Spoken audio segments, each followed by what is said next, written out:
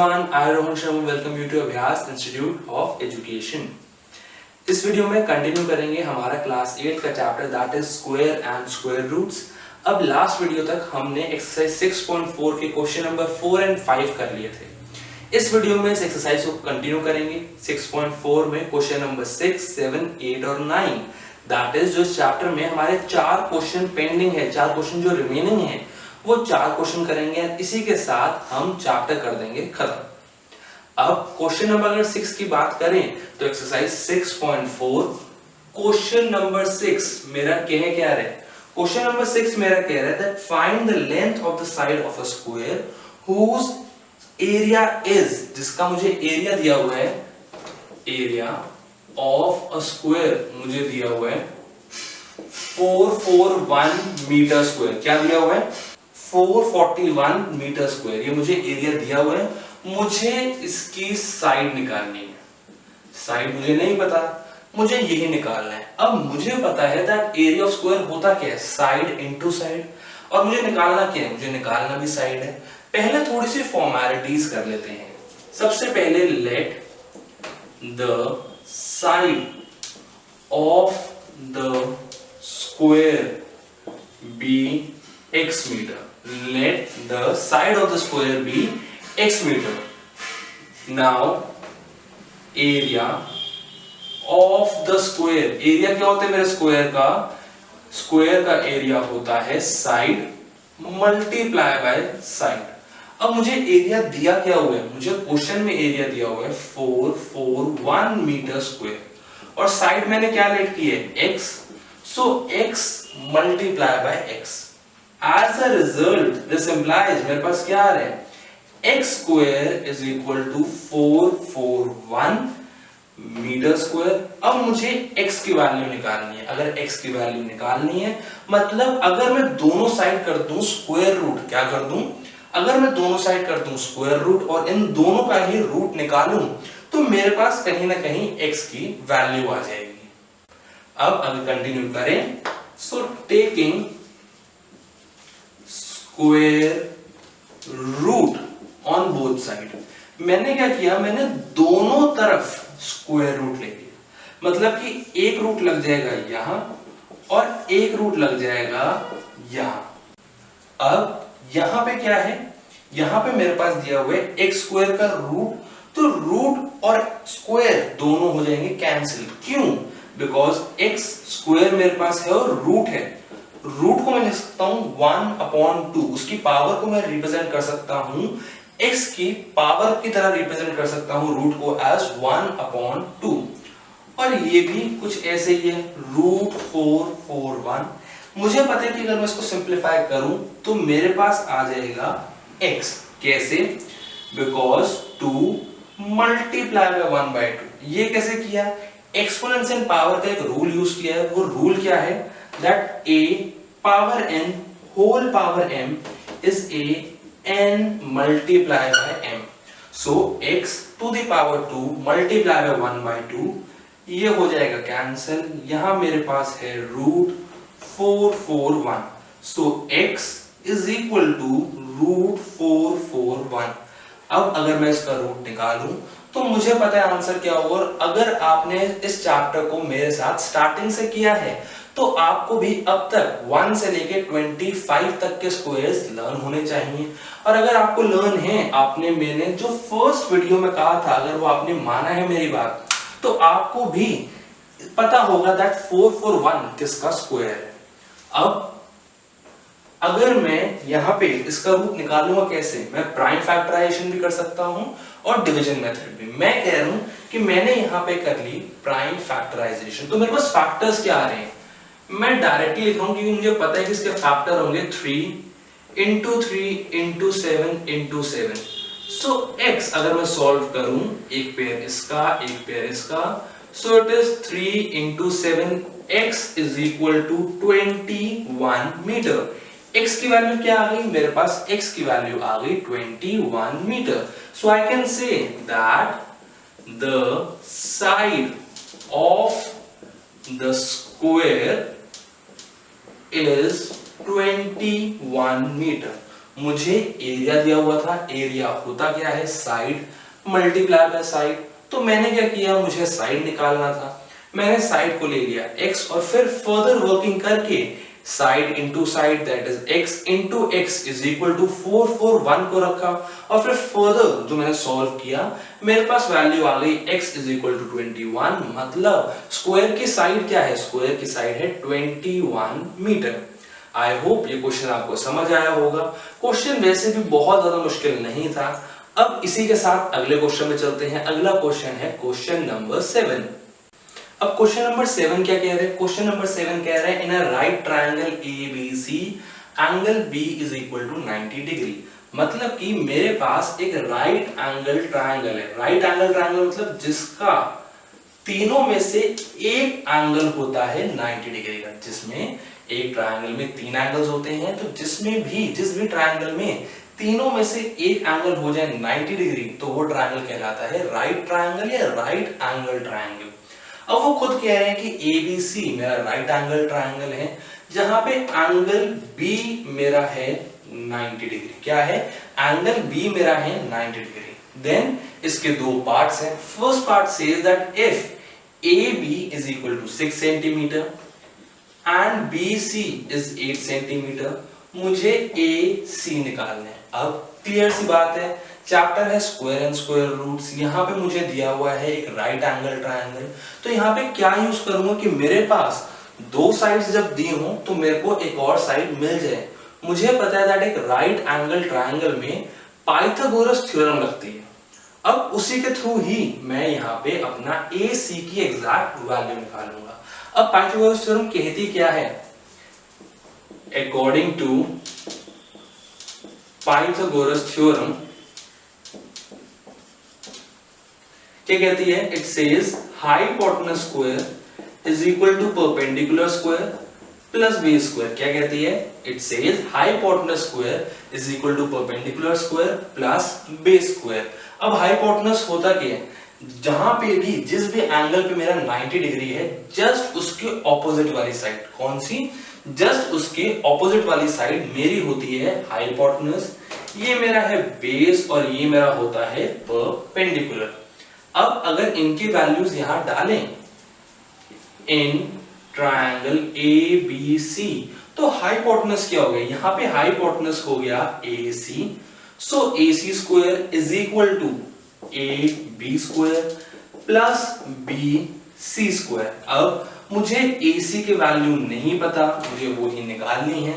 So AC square is equal to मेरा AB कितना है, मेरा AB मुझे क्वेश्चन में दिया हुआ है that it is 6, so 6 square plus BC square। मेरा BC कितना है, मेरे को यहाँ पे दिया हुआ है मेरे डायग्राम में, यहाँ पे BC है 8, so 8 square, so AC square is equal to 6 square is 36 plus 8 square is 64।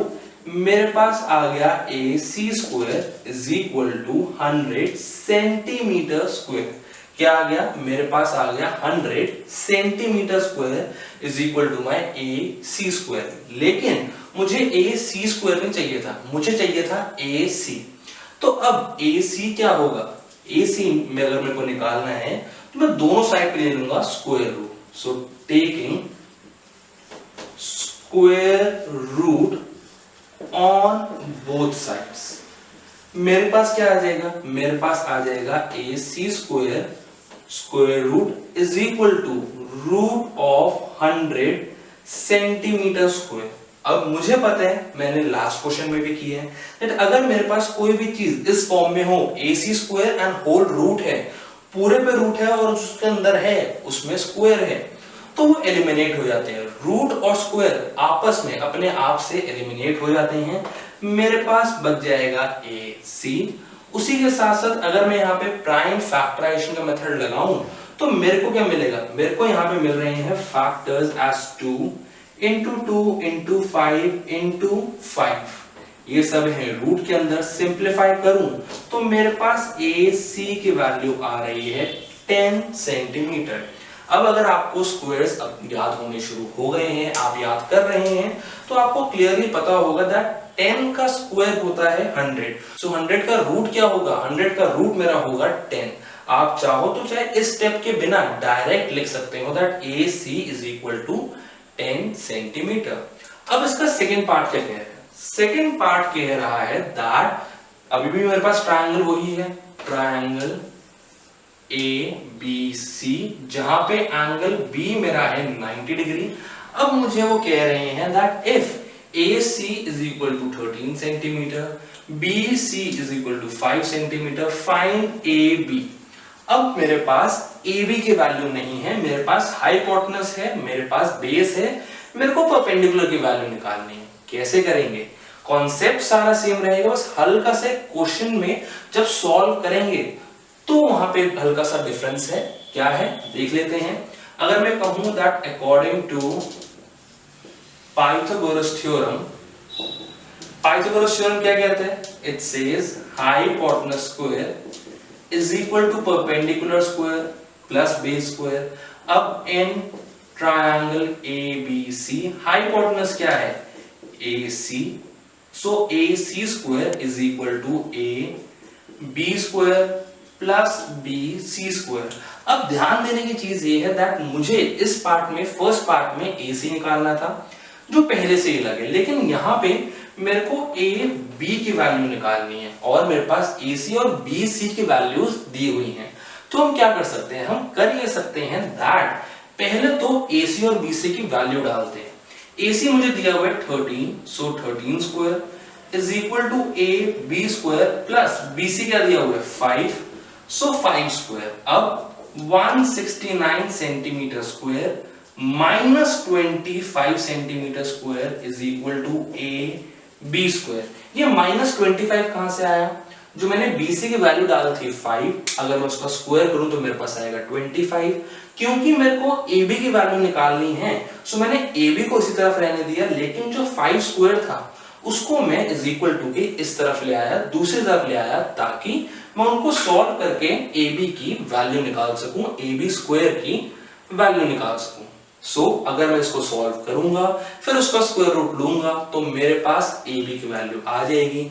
I hope आपको इसके साथ क्वेश्चन नंबर 7 भी समझ आया। क्वेश्चन नंबर 7 मुश्किल नहीं था, आसान था, आराम से समझ आ सकता है एंड प्रैक्टिस भी हो सकती है इसकी। Now the next question, question number 8 क्या कह रहे हैं? Question number 8 says that a gardener has 1000 plants. He wants to plant these in such a way that the number of rows and the number of columns remain same. एक gardener के पास 1000 plants हैं। कितने हैं? उसके पास 1000 plants हैं। वो इनको एक गार्डन में लगाना चाह रहे हैं इस तरीके से that जो number of rows and columns हैं वो exactly same है।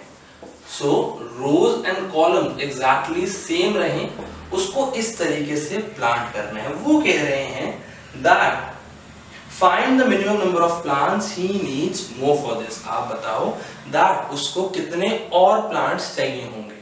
अब क्वेश्चन कह रहे हैं, पहले ये समझ लेते हैं।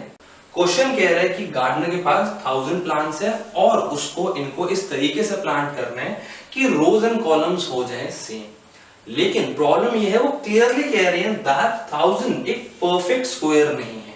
जो number of rose and columns अगर सेम रहे तो मतलब मुझे चाहिए होगा स्क्वायर नंबर, ताकि जो रोज में आ रहे हैं उतने ही कॉलम्स में आए, तो एक परफेक्ट स्क्वायर नंबर चाहिए। लेकिन क्वेश्चन में खुद कह रहे हैं दैट ये परफेक्ट स्क्वायर नहीं है, बताओ उसको इस काम के लिए और कितने प्लांट्स चाहिए होंगे। आई रिपीट, वो कह रहे हैं बताओ उसको, गार्डनर को, इस काम के लिए और कितने प्लांट्स चाहिए होंगे।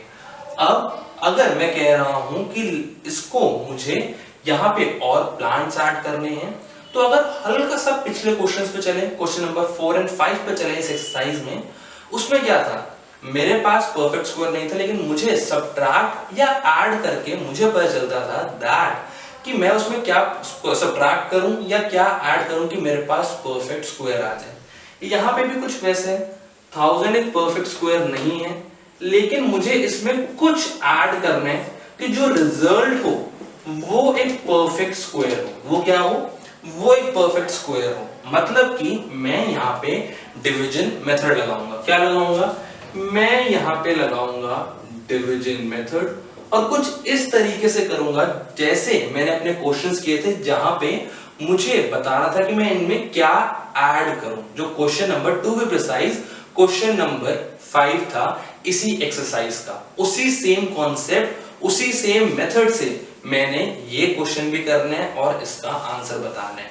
अब अगर वो मुझसे पूछ रहे हैं दैट कितने उसको और चाहिए होंगे, सो इट इज सेम लाइक बताओ क्या नंबर ऐड करूं कि ये परफेक्ट स्क्वायर बन जाए। अगर आपने पिछली वीडियो देखी थी, अगर आपको क्वेश्चन 4 और 5 बड़े अच्छे से क्लियर थे, अगर आपने प्रैक्टिस अच्छे से की है, तो ये क्वेश्चन करने में आपको कोई खास तकलीफ, कोई खास प्रॉब्लम नहीं आनी चाहिए। और ये क्वेश्चन मैं कर रहा हूं आपके हवाले, आप इसको करिए, मुझे बताइए आंसर क्या है in the comment section below. I will be waiting for your answers. So अगर क्वेश्चन नंबर 8 समझ आया तो क्वेश्चन नंबर 9 भी समझना मुश्किल नहीं है। क्वेश्चन नंबर 9 में कह रहे हैं that there are 500 children in a school. For a PT drill, they have to stand in such a manner that the number of rows is equal to the number of columns. Tell me that how many children would be left out in this arrangement. Total number of kids कितने हैं? वो कह रहे हैं total number of kids हैं school के अंदर 500। अब एक पीटी ड्रिल हो रही है इस तरीके से दैट उस ड्रिल के अंदर जो बच्चे जितने रोज में खड़े हो रहे हैं उतने ही बच्चे कॉलम्स में खड़े होंगे। मतलब सेम कॉन्सेप्ट जो पीछे हमने लास्ट क्वेश्चन में क्वेश्चन नंबर 8 में किया है, वहां पे कुछ ऐसा ही अरेंजमेंट आएगा, जितने रोज हैं उतने ही बच्चे कॉलम में भी खड़े होंगे। अब वो कह रहे हैं अगर ऐसा अरेंजमेंट करें तो बताओ कितने बच्चे लेफ्ट आउट रहेंगे। अगर वो कह रहे हैं कितने बच्चे लेफ्ट आउट रहेंगे तो कहीं ना कहीं आपको लगता है कि ये सेम क्वेश्चन हमने क्वेश्चन नंबर 4 में किया है, जहां हमें बताना था कि परफेक्ट स्क्वायर के लिए कितने क्या नंबर सब्ट्रैक्ट करें हमारे गिवन नंबर से। सो यहां भी हमें वही करना है, हमें बताना है दैट जो रिमाइंडर आएगा अगर मैं इसको डिवीजन मेथड से करूं, अगर मैं इसको डिवीजन मेथड से करूं तो मुझे बताना है कि देखो अगर number of children in rows and column same रहने हैं, मतलब मुझे बताना है यहां पे निकल रहा है एक स्क्वायर नंबर और मुझे बताना है कितने बच्चे लेफ्ट आउट हैं। कितने बच्चे लेफ्ट आउट हैं मतलब अगर मैं इसको यहां पे डिवीजन मेथड करूं तो मुझे बताना है कि यहां पे रिमाइंडर क्या है। क्या है यहां पे रिमाइंडर क्या है, मुझे सिर्फ इतना बताना है कितने बच्चे लेफ्ट आउट हैं। सो स्क्वायर नंबर बनाने के लिए जब हम करते थे सब्ट्रैक्ट क्या करें तो हम रिमाइंडर देखते थे, वैसे इस क्वेश्चन में क्या देखेंगे, इस क्वेश्चन में देखेंगे कितने बच्चे लेफ्ट आउट है, कितने बच्चे एक्स्ट्रा हैं उस स्क्वायर नंबर से। अगर आई रिपीट क्वेश्चन नंबर 4 और 5 अच्छे से किया था तो हमें क्वेश्चन नंबर 8 और 9 में भी प्रॉब्लम नहीं आएगी। If you have any problem, if you have any doubts, please let me know in the comment section below. अगर पूरा चैप्टर समझा है, अगर समझ आया है, सो hit the like button. For more such videos, please subscribe to our channel for regular updates, ताकि regular updates मिलती रहें क्लास 8 के लिए। Hit the bell icon. Thank you.